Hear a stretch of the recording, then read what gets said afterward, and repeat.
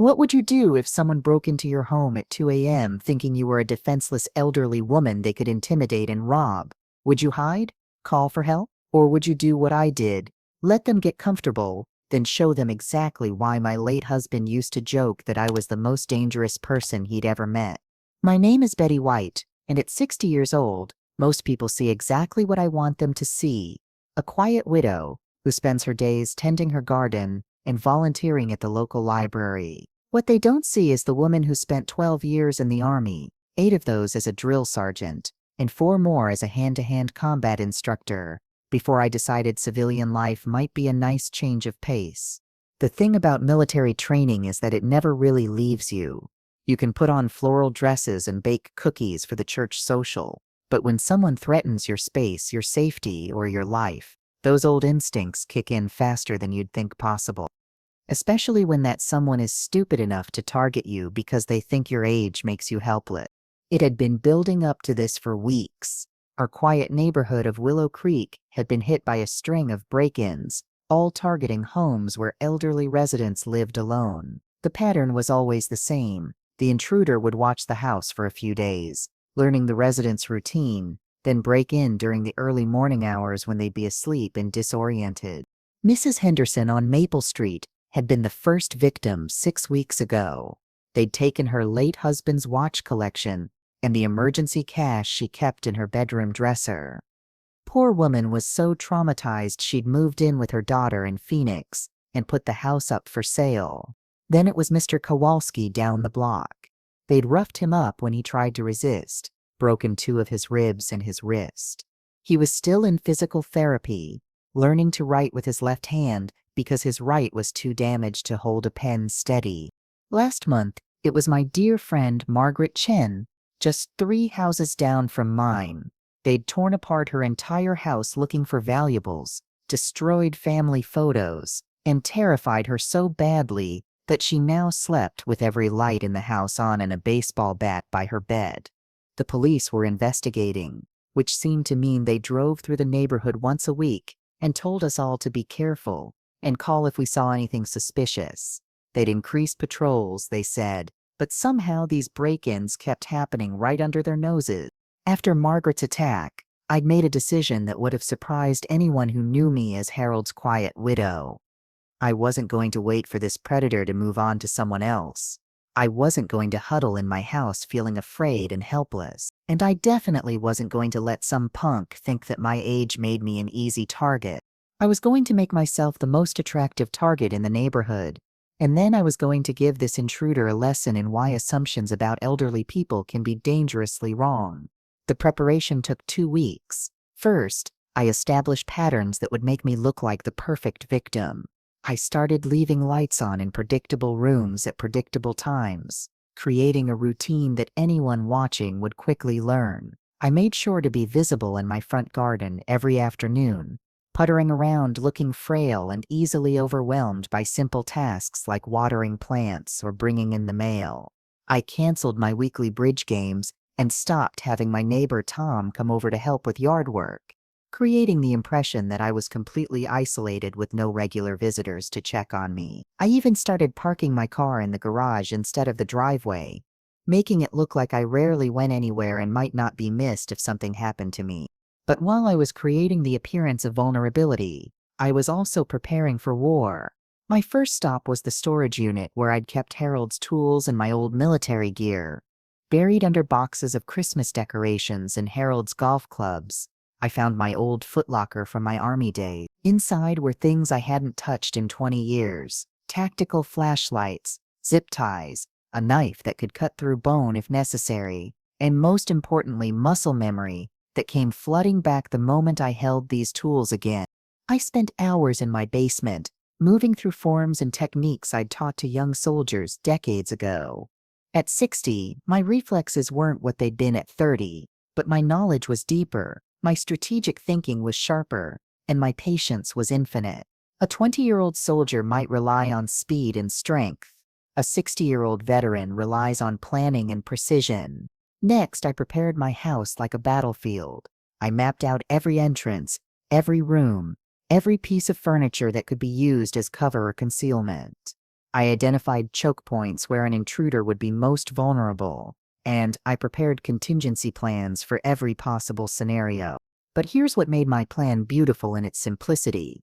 I wasn't trying to keep the intruder out. I was trying to lure them in, control their movement through my house, and put them exactly where I wanted them when it was time to end the game. I disabled the motion sensor lights in my backyard and made sure the back door lock looked slightly damaged.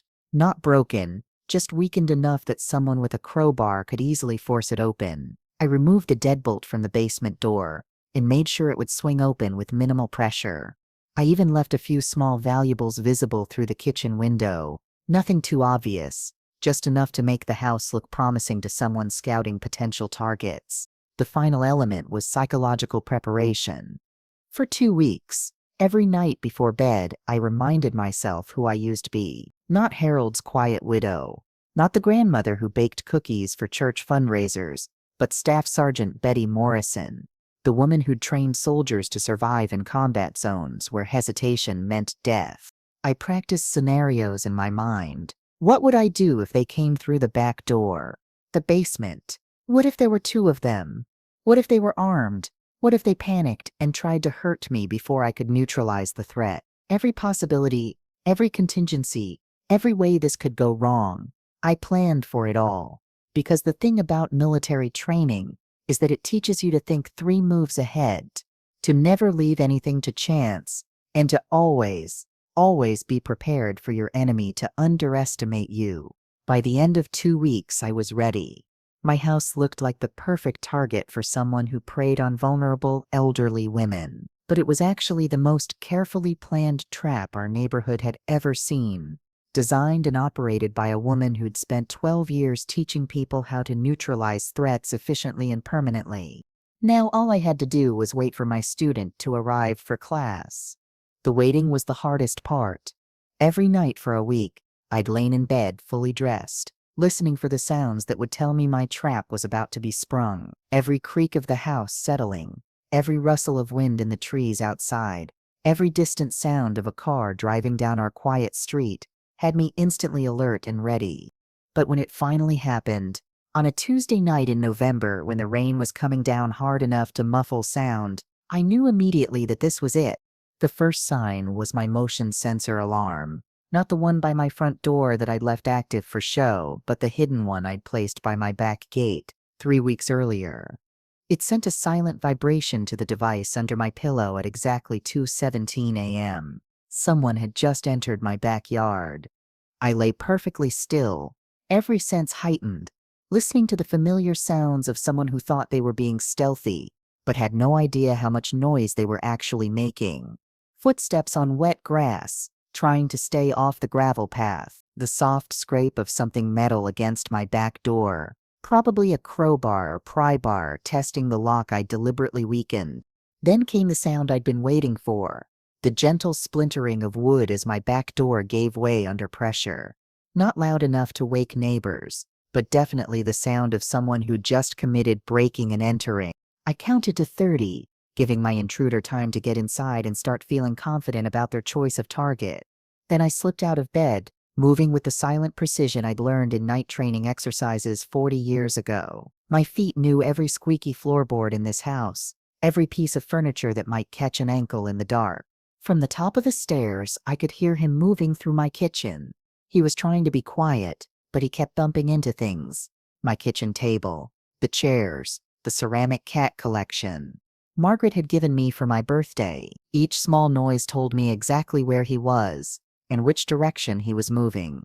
Perfect. He was following the path I'd planned for him, drawn by the small valuables I'd left strategically placed to guide his movement through the house. I made my way down the stairs, avoiding the 3rd step that creaked and the 7th step that groaned under pressure. 20 years of living in this house had taught me its sounds as thoroughly as 12 years in the Army had taught me how to move without making any. By the time I reached the ground floor, I could see him through the doorway between the kitchen and living room. He was young, probably mid-20s, wearing dark clothes and a knit cap. He had a small flashlight that he was using to examine my collection of Harold's military medals, which I'd left displayed on the mantelpiece as bait. He was bigger than I'd expected, probably 6 feet tall, with the build of someone who worked construction or did other physical labor. Under normal circumstances, he would have had significant advantages in strength, reach, and probably speed. But these weren't normal circumstances. He was in my house, on my carefully prepared battlefield, following a script I'd written specifically for him. And he had no idea that his elderly victim was standing 10 feet behind him, completely calm and ready to begin his education. I watched him for another 30 seconds, noting everything about his movement patterns. He favored his left side, suggesting an old injury to his right leg or hip. He kept the flashlight in his left hand and reached for things with his right, meaning he was right-handed, but had trained himself to keep his dominant hand free. He moved confidently but not professionally. This wasn't someone with military or law enforcement training, just someone who'd done enough burglaries to have developed habit. Most importantly, he was completely focused on what he was looking for, not on what might be behind him. Classic tunnel vision of an amateur who thought he was in control of the situation. I could have ended it right there. I could have taken him down before he knew I was in the room, zip-tied his hands and feet, and called the police to come collect another burglar. But that would have been too easy, and it wouldn't have served the larger purpose of my trap. See, I didn't just want to stop this one break-in. I wanted to make sure this particular predator never targeted another elderly resident in any neighborhood ever again. I wanted him to understand, on a deep and permanent level, what happens when you underestimate someone because of their age. For that kind of lesson, I needed him to feel completely confident first. I needed him to think he was winning right up until the moment he realized he'd made the biggest mistake of his life. So instead of ending it immediately, I let him continue his tour of my house. I followed him silently as he moved from room to room, watching him pocket small items: Harold's coin collection from the den, my grandmother's jewelry box from the bedroom dresser, even the emergency cash I'd left in the kitchen cookie jar. He was methodical but not greedy, taking only items that were valuable and easily portable. Professional enough to know that spending too much time in one house is dangerous, but not professional enough to sense that he was being hunted by someone with infinitely more training and experience than he had. When he made his way toward the basement, drawn by the laptop computer I'd left visible on Harold's old workbench, I knew it was time to begin the final phase of his education. The basement was perfect for what I had planned. One entrance, no windows, concrete walls that would contain sound, and enough space for the physical demonstration I was about to provide. Most importantly, it was the one room in the house where I'd prepared special equipment for this exact scenario. I waited until he was halfway down the basement stairs, his attention focused on that laptop and the power tools that were arranged around Harold's workbench. Then I moved to the top of the stairs and quietly closed the basement door behind him. The sound of the lock clicking into place was soft, barely audible, but in the silence of the basement, it might as well have been a gunshot. I heard him freeze on the stairs, finally understanding that something had changed. "Hello," I said calmly, switching on the basement lights. "I've been waiting for you." The young man spun around on the basement stairs, nearly losing his balance in his shock. In the bright light, I could see his face clearly for the first time.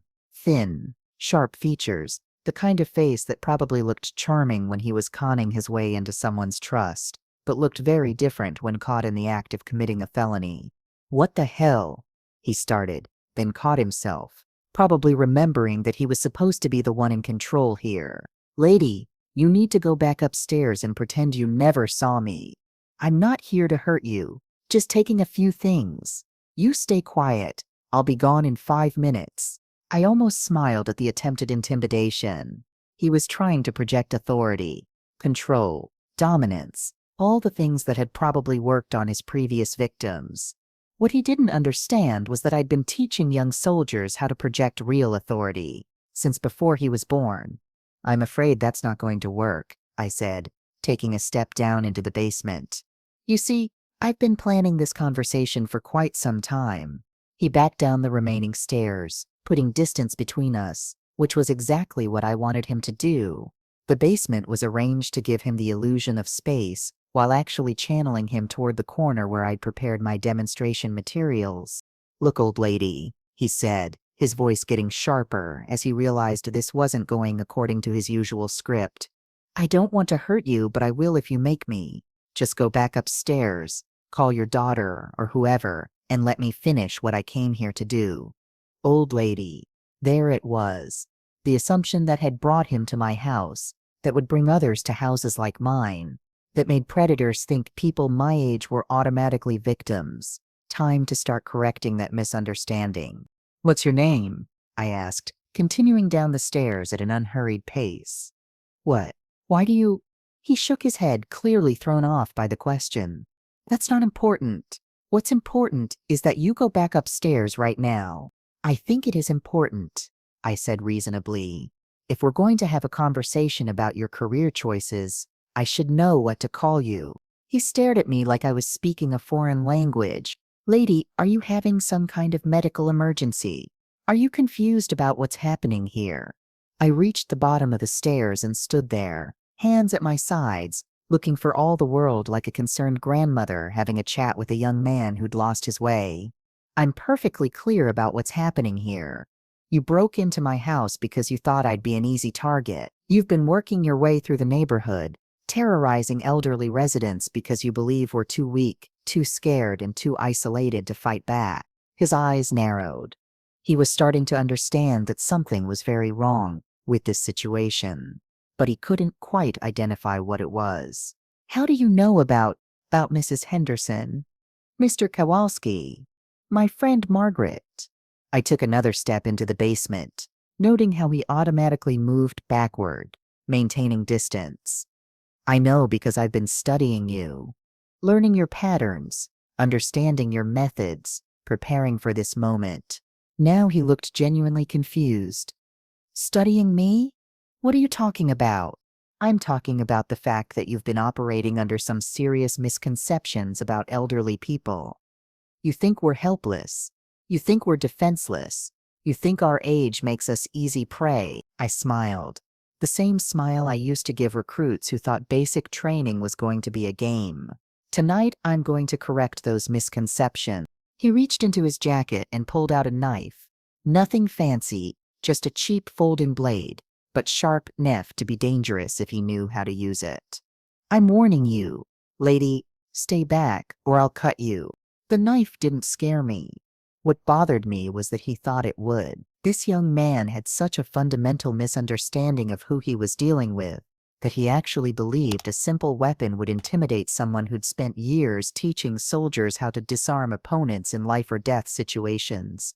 "Let me ask you something," I said, ignoring the knife completely. "In all your research on this neighborhood, did you happen to look into the backgrounds of the people you were targeting?" "What?" He was still holding the knife out in front of him, but his confidence was clearly shaken by my complete lack of fear. "Background research. You know, finding out who your victims are, what their capabilities might be, whether they have any training or experience that might make them dangerous opponents." I was close enough now to see the confusion and growing alarm in his eyes.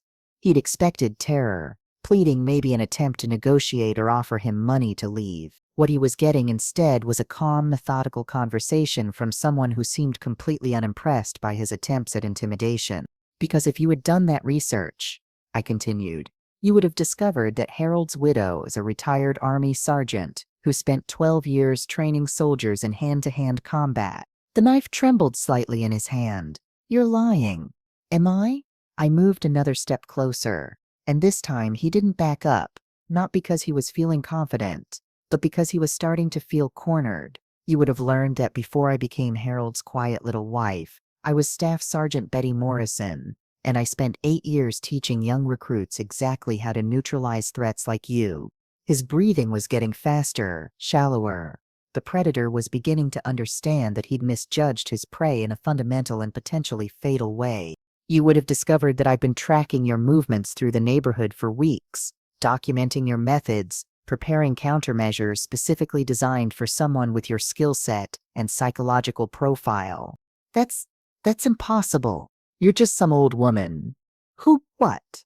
I asked, taking one final step that put me well within the range of his knife. Who bakes cookies for church functions?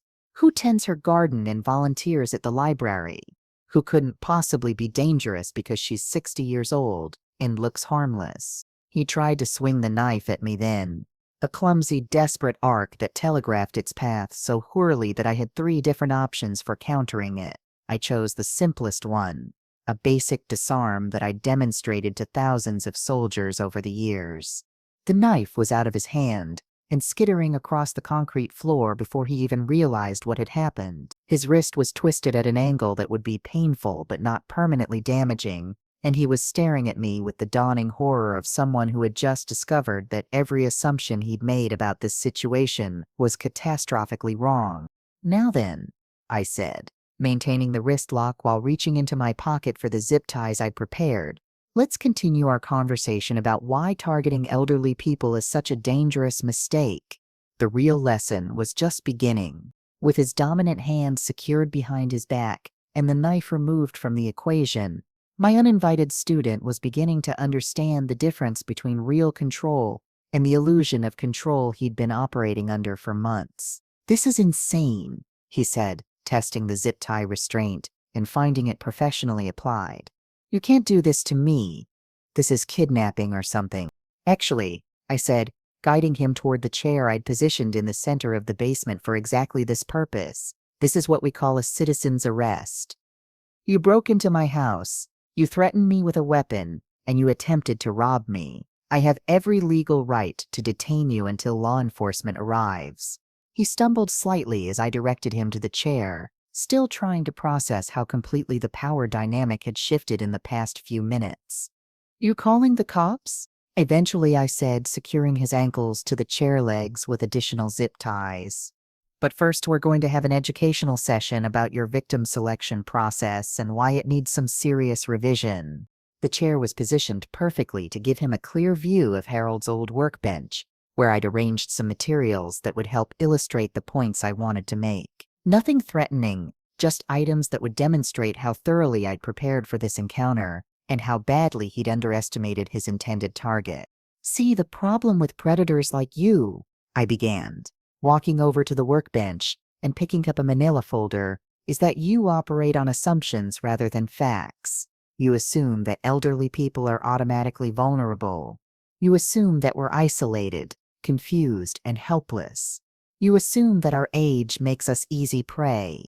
I opened the folder and showed him the first item, a photograph of him taken 3 weeks earlier as he watched my house from his car parked 2 blocks away. But assumptions, as you're beginning to discover, can be dangerously wrong. His eyes went wide as he stared at the photograph. "How did you—" "Professional surveillance techniques," I said simply, turning to the next item in the folder. "Something they teach you in the military when you need to identify and track potential threats. I've been documenting your activities in this neighborhood for over a month." The next photograph showed him jimmying the lock on Mr. Kowalski's back door. The one after that caught him leaving Mrs. Henderson's house with a pillowcase full of stolen items. I'd been busy during his previous break-ins, gathering evidence and learning his pattern. "Every target you've hit, every method you've used, every mistake you've made, it's all adalled here." I set the folder down and picked up a different item from the workbench, including your biggest mistake of all. The item was a small recording device, the kind used for documenting lectures or meetings. "Your biggest mistake was is that because I'm 60 years old, I must be helpless. That because I look like a harmless grandmother, I couldn't possibly be a threat to someone like you." I pressed play on the device, and his own voice filled the basement. "I'm not here to hurt you, just taking a few things. You stay quiet. I'll be gone in 5 minutes." A full confession of breaking and entering, with intent to commit theft, I noted, recorded in my own home, which makes it completely admissible in court. He was breathing faster now, starting to understand just how completely he'd been outmaneuvered. "What do you want?" "What I want," I said, returning to stand directly in front of him, "is for you to understand why targeting elderly people is the stupidest criminal strategy you could possibly choose." I gestured around the basement, taking in the evidence I'd gathered, the professional restraint system I'd applied, the methodical way I'd neutralized his threat without even breathing hard.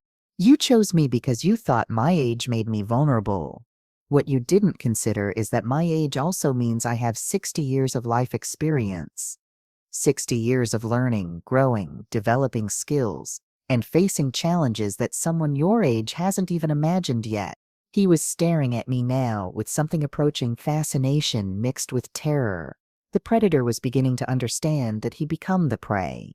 You assumed that because I'm a widow living alone, I must be isolated and helpless. What you didn't consider is that Harold and I chose not to have children, which meant we had 40 years to focus entirely on our careers, our interests, and our personal development. I walked back to the workbench and picked up another item, Harold's military service record, with my own attached behind it. Harold was a Marine for 6 years before he became an engineer. I was Army for 12 years before I became his wife. Between the two of us, we had 18 years of military training and experience. His mouth fell open as he read the service records. You're both military. Were, I corrected. Harold died 2 years ago, but military training doesn't expire when you retire. The skills, the mindset, the ability to assess threats and respond appropriately, that stays with you for life. I set the service records aside and picked up the final item I'd prepared for this demonstration, a small photo album filled with pictures of Harold and me during our Army years. This is me at 25, teaching hand-to-hand combat to new recruits. I showed him a picture of a much younger version of myself, demonstrating a chokehold on a soldier twice my size. This is me at 30, running advanced tactical training for special operations candidates. Page by page, I showed him evidence of the woman I used to be, and in many ways, still was. Pictures of me in combat gear, teaching weapons maintenance, leading survival training exercises, demonstrating techniques that could disable or kill an opponent in seconds. The point is, I said, closing the album and setting it aside, you chose to target me because you saw a 60-year-old widow puttering in her garden. What you failed to see was a retired combat instructor who's been waiting 20 years for someone stupid enough to break into her house. He was quiet now, no longer struggling against his restraints, just staring at me with the dawning realization of how badly he'd miscalculated this entire situation. So, here's what we're going to do, I continued. We're going to have a frank discussion about your career choices, your victim selection criteria, and why both of those things are going to change dramatically after tonight. I pulled up a second chair and sat down across from him, close enough that he could see I wasn't intimidated, wasn't afraid, and wasn't going anywhere until I was satisfied that my lesson had been thoroughly absorbed. Let's start with victim selection, I said. Walk me through your process. How do you choose which houses to target, and what makes you think elderly residents are easier prey than younger ones? He stared at me for a long moment, probably trying to decide whether answering my questions would make his situation better or worse. Because, I continued when he didn't respond immediately, I think you're about to discover that your assumptions about elderly people are not just wrong, they're dangerously wrong. And if you're smart, you'll learn from this experience before you make the same mistake with someone who's less patient than I am. The real education was just beginning, and I had all night to make sure my lesson stuck. For the next 2 hours, I conducted what I thought of as an intensive seminar on the realities of targeting elderly residents. My student, who eventually told me his name was Derek, proved to be surprisingly attentive once he understood that cooperation would determine how this evening ended for him. Walk me through your selection process, I said, pulling out a notepad to document his responses. When you're scouting a neighborhood, what makes you think a particular house is a good target? Derek shifted uncomfortably in his restraints, but his voice was steady when he answered. Living alone, routine schedules, no security systems, houses that look easy. Define easy. You know, old people who seem confused, or scared, or like they can't handle themselves physically. I made a note on my pad. And how do you assess whether someone can handle themselves physically? I watch them, like if they're struggling to carry groceries, or they move real slow, or they seem shaky when they're walking around their yard. I see. And based on those observations, you concluded that I would be an appropriate target? Derek looked uncomfortable. Yeah. You seemed, you looked like a harmless old lady who wouldn't be able to stop you from robbing her blind? Something like that. I set down my notepad and looked at him directly. Derek, do you understand why that assessment was so catastrophically wrong? Because you're not actually helpless? That's part of it. But the deeper issue is that you're making assumptions about people based on surface observations that tell you nothing about their actual capabilities, training, or life experiences. I stood up and walked back to Harold's workbench, where I'd arranged several more items for this phase of the lesson. Let me give you an example of how wrong those assumptions can be. I picked up a small, framed photograph, Harold and me, on our honeymoon in Hawaii, both of us looking young and carefree. This picture was taken 42 years ago. If you saw me in that photo, what would you assume about my capabilities? Derek studied the picture. You look normal, like a regular person on vacation. Exactly. Nothing in that photo would tell you that 3 months before it was taken, I'd single-handedly disarmed 2 men who'd tried to rob me in a parking lot outside Fort Bragg. His eyes widened slightly. Nothing in that photo would tell you that the woman smiling at the camera had spent the previous 6 years teaching Stochings how to kill people with their bare hands if necessary. I set the first photo aside and picked up another one. Me in full military dress uniform, standing at attention. This photo might give you more useful information about my potential danger level. But even this doesn't tell you the whole story. I returned to my chair, bringing the photos with me. The point is, Derek, that every person you encounter has a history, skills, experiences, and capabilities that aren't visible on the surface. When you target people because they seem vulnerable, you're gambling with incomplete information. But most old people aren't like you, he protested. Most of them really are. Really are what? Helpless? Defenseless? Easy prey? I leaned forward, meeting his eyes directly. Derek, let me tell you about my neighbor, Margaret, one you terrorized 2 months ago. Margaret is 78 years old, moves slowly because of arthritis, and lives alone in a house that's too big for her. By your standards, she probably seemed like the perfect target. Derek had the grace to look ashamed. What you didn't know about Margaret is that she spent 30 years as an emergency room nurse. She's seen more violence, dealt with more dangerous people, and handled more life or death situations than most police officers. She may not have military training, but she has 30 years of experience staying calm under pressure and thinking clearly in crisis situations. I pulled out another photograph, this one showing Margaret in her nurse's uniform from the 1980s. Margaret didn't fight back when you broke into her house because she made a tactical decision that protecting her physical safety was more important than protecting her possession. But if you had threatened her life instead of just taking her jewelry, you would have discovered that experience and intelligence are much more dangerous than youth and strength. Derek stared at the photograph, beginning to understand the deeper implications of what I was telling him. Every elderly person in this neighborhood has a story, Derek. Every one of us has skills, experiences, capabilities that aren't obvious to someone who only sees wrinkles and gray hair. When you target us because you think we're easy prey, you're not just committing crimes, you're playing Russian roulette with people who've had 60, 70, 80 years to develop ways of dealing with threats like you. I stood up and walked to a different section of the workbench, where I'd placed items representing some of my neighbors' backgrounds.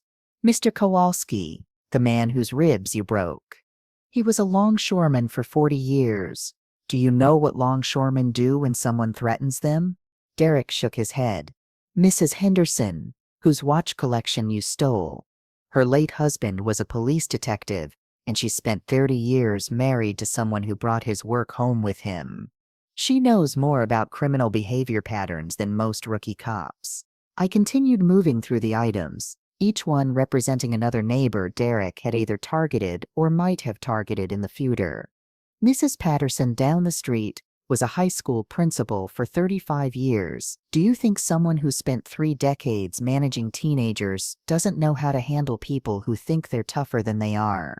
By now, Derek was beginning to look genuinely disturbed by the picture I was painting. The elderly residents you've been targeting aren't just random victims, Derek. We're a community of people with decades of experience handling difficult situations, managing threats, and solving problems. When you prey on us, you're not picking on helpless victims. You're declaring war on people who've forgotten more about survival than you've ever learned. I returned to my chair and sat down again, studying his face to see whether my lesson was really sinking in. So here's my question for you, I said. Now that you understand what you're really dealing with when you target elderly people, are you prepared to make some changes to your criminal career? Derek was quiet for a long moment, considering his answer. When he finally spoke, his voice was different. Less cocky, more thoughtful. I never thought about it like that before, he said quietly. I just saw, people who seemed like they couldn't fight back. And now I'm thinking that maybe I don't know as much about people as I thought I did. I nodded approvingly. That's the beginning of wisdom, Derek. The recognition that surface appearances don't tell you nearly enough about a person to make assumptions about their capabilities. But recognition was only the first step. Now came the crucial part, making sure that this lesson translated into permanent behavioral change. The question now, I said, is what you're going to do with this new understanding. As dawn began to filter through the small basement windows, Derek and I concluded our all-night educational session. By this point, he had provided me with detailed information about his methods, confessed to 6 previous break-ins in our neighborhood, and demonstrated what I considered a genuine understanding of why his victim selection criteria had been so dangerously flawed. But understanding a lesson and applying it in real life are two different things. Before I could consider Derek's education complete, I needed to be certain that our conversation would result in lasting behavioral change. Derek, I said, consulting the notes I'd taken throughout the night, you've told me that you started breaking into houses because you needed money to pay off gambling debts. You've also told me that you specifically targeted elderly residents because you believed we would be easier to intimidate and less likely to fight back. He nodded, no longer trying to deny or minimize his actions. Now that you understand how wrong those assumptions were, I need to know what you're planning to do differently. Derek was quiet for several minutes, staring down at his restrained hands. When he finally looked up, his expression was more serious than it had been all night. I don't think I can keep doing this, he said quietly. Not after tonight. Not after understanding what you've shown me. Explain. Before, I thought I was just taking stuff from people who couldn't stop me. I thought it was, victimless almost. Like these were people with insurance, people who could afford to lose a few things. I waited for him to continue, but now I understand that I wasn't just stealing objects. I was terrorizing people who had every right feel safe in their own homes. People who had earned the right to live peacefully after spending decades working, raising families, serving their communities. This was progress, but I needed to be sure it was genuine and not just something he was saying to improve his situation. That's a good start, Derek. But recognition of the problem isn't the same as commitment to change. What specifically are you going to do differently? He took a deep breath. I need to get legitimate work. I need to pay off my debts honestly, instead of stealing from people who don't deserve it. And I need to make amends to the people I've already hurt. Making amends, I said, is an interesting concept. What did you have in mind? I've been thinking about that all night, he said. I have most of the stuff I stole from your neighbors stored in a storage unit across town. I could return everything, anonymously, so they'd get their property back without having to deal with seeing me again. I made a note on my pad. That would be a good first step. What else? Maybe write letters?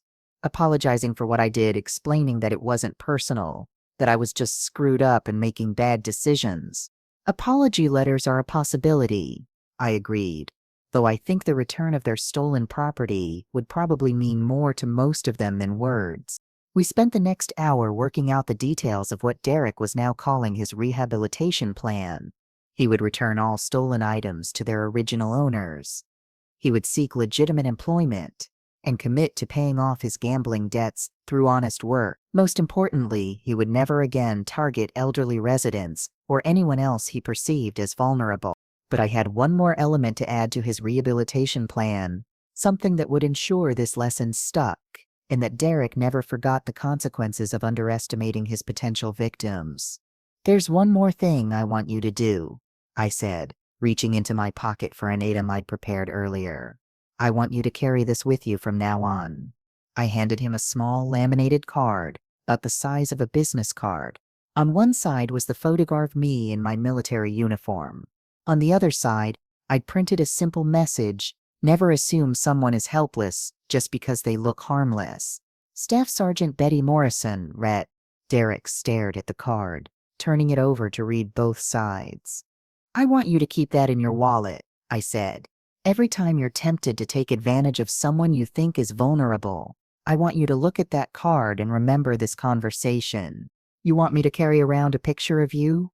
"I want you to carry around a reminder that appearances can be deceiving, that people have hidden depths and capabilities you can't see from the surface, and that underestimating someone can be the biggest mistake you ever make." He nodded slowly, slipping the card into his wallet. "I'll keep it, and I'll remember."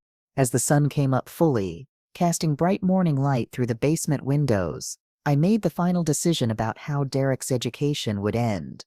"I'm going to release you now," I said, reaching for the knife I'd taken from him earlier. "But before I do, I need your word that you understand the terms of your graduation from this program." "My word?" "Your promise that you will return all stolen property to its rightful owners, that you will never again target elderly veterans or any other vulnerable population, and that you will find legitimate ways to solve your financial problems." Derek looked directly into my eyes as he made his promise. "I give you my word. I'll do everything we talked about." I cut the zip ties securing his ankles first, then moved behind him to free his hands.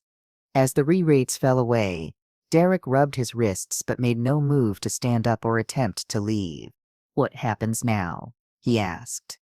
"Now you go home, get some sleep, and start making the changes we discussed. You return the stolen pepper within the next week. You find a job within the next month. And you never ever make the mistake of thinking that someone's age makes them an easy target." Derek stood up slowly, stretching muscles that had been in the same position for hours. "What about calling the police? What about pressing charges?" I smiled, the same smile I used to give soldiers who'd just completed a difficult training exercise. "Derek, you just graduated from a very intensive course in understanding your target demographic. Whether or not I call the police depends entirely on how well you apply what you've learned." "You mean?" "I mean that if all stolen property is returned and my neighbors never have to worry about you again, then this remains a private educational matter between us. But if you revert to your old patterns, or if you target vulnerable people anywhere else, then every piece of evidence I've gathered tonight gets delivered to law enforcement." Derek nodded his understanding. "And how will you know whether I'm keeping my word?" "Because, Derek, I'll be watching. Not just me, but our entire community. You've learned tonight that elderly people aren't helpless victims. What you haven't learned yet is how well connected we are, how much information we share with each other, and how quickly word travels when someone is threatening our neighbor's safety." I walked him to the basement stairs, then followed him up to the kitchen where his breaking and entering had begun. What felt like a lifetime ago. "The back door you damaged will cost about $200 to repair properly," I said as we reached the kitchen. "I'll expect that money to be left in my mailbox within the next 2 weeks, along with confirmation that all stolen items have been returned." Derek nodded again. $200, 2 weeks, and everything returned. "I understand." As he prepared to leave through the same back door he'd forced open hours earlier, Derek paused and looked back at me. "Ma'am, can I ask you something?" "Of course. If I hadn't broken into your house tonight, would you have come after me anyway? To stop me from hurting your neighbors?" I considered the question carefully before answering. "Derek, you chose to come to me. That made this easy and legal. If you had continued targeting other people in my community, I would have found a way to stop you that was just as effective, but potentially much less pleasant for everyone involved."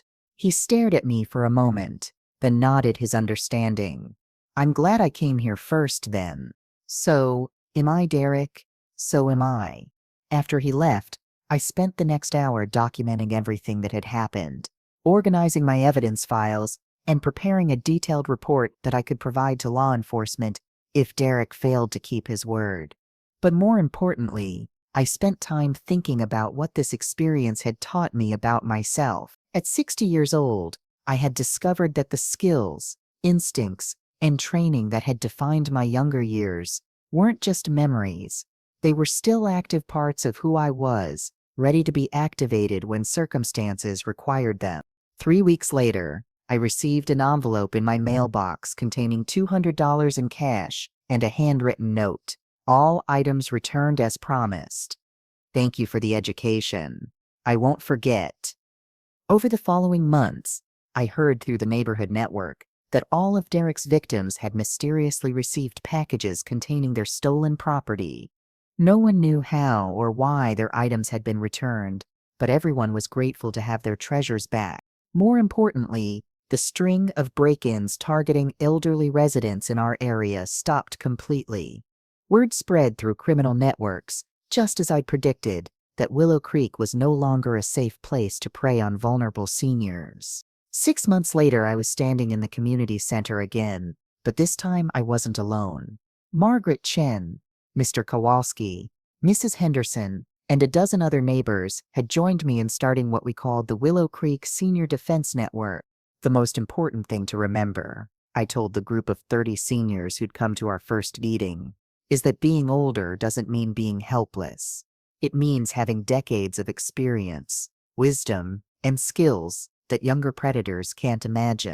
I looked out at the faces around me, retired teachers, nurses, mechanics, office workers, and military veterans who had collectively accumulated over 2,000 years of life experience. We've been treating our age like a liability, I continued, when it should be recognized as our greatest strength. We know things, we've survived things, we've learned things that make us much more formidable opponents than anyone who judges us by our appearance could possibly understand. Margaret raised her hand. But what if we don't have military training like you do? What if we really aren't physically capable of fighting off an attacker? Margaret, you spent 30 years as an emergency room nurse.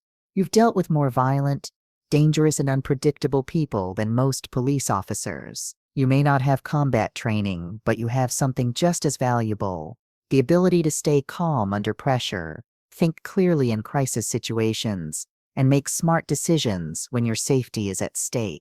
I gestured around the room. Everyone in this room has skills, knowledge, and experience that can be key to personal safety. The key is recognizing those abilities and learning to use them strategically. Over the next hour, we went around the room identifying each person's background and discussing how their professional experience could be applied to home security and personal safety. The retired accountant knew how to research people's backgrounds and financial histories. The former postal worker knew every street, alley, and escape route in a 10-mile radius. The retired phone company technician knew how to set up surveillance and communication systems. By the end of the meeting, we had the foundation for a neighborhood watch program that would make any potential predator think twice before targeting our community. But more than that, we had a group of people who had rediscovered their own strength, their own capability, and their own power to shape their environment rather than simply react to it. As people were leaving, Margaret approached me with a question that had been bothering her since my presentation began. "Betty, can I ask you something personal?" "Of course. Do you ever miss it? The military life? The action? The sense of purpose?" I thought about her question as I looked around the community center, seeing neighbors who were walking taller, talking more familiarly, and making plans to actively protect their community rather than just hoping nothing bad would happen to them. "I thought I did," I said finally. "For 20 years I thought that part of my life was over, that those skills and that sense of purpose were just memories from my younger days." I gestured toward the group of seniors who were still talking animatedly about security plans and mutual support systems. But now I realized that I wasn't missing my old life. I was just waiting for the right mission to come along. And protecting this community, teaching people that their age is a strength rather than a weakness, helping neighbors discover their own power and capability. This is exactly the mission I was meant for. That night, as I settled into Harold's chair with my tea and his photograph, I realized that Derek had given me something I hadn't even known I was missing. The understanding that my training, experience, and skills weren't relics from my past, but tools for my present and future. "You know, honey," I said to Harold's smiling face, "you always said that retirement would give us time to pursue our real passions. I think I finally figured out what mine is." The house was quiet around me, but it wasn't the lonely quiet I'd lived with since Harold died. It was the peaceful quiet of someone who had found her purpose again, who had rediscovered her own strength, and who was ready for whatever challenges tomorrow might bring. At 60 years old, I wasn't winding down my life. I was just beginning the most important chapter yet. And somewhere out there, in communities across the country, there were people who preyed on the elderly, who were about to discover that their assumptions about aging and vulnerability were dangerously, catastrophically wrong. This story isn't just about one woman defending her home against one criminal. It's about recognizing that age brings wisdom, experience brings strength, and underestimating people based on their appearance is always a mistake. If you're someone who's ever felt vulnerable because of your age, remember this: you've survived decades of challenges, learned countless lessons, and developed skills that younger people can only dream of acquiring. Your age isn't a weakness, it's a weapon. And if you're someone who sees elderly people as easy targets, consider this your warning. We're not as helpless as you think we are. We're not as isolated as you believe. And we're definitely not as forgiving as you hope we'll be. Because in this neighborhood, we've learned that the most dangerous person in any confrontation is often the one everyone assumes is harmless.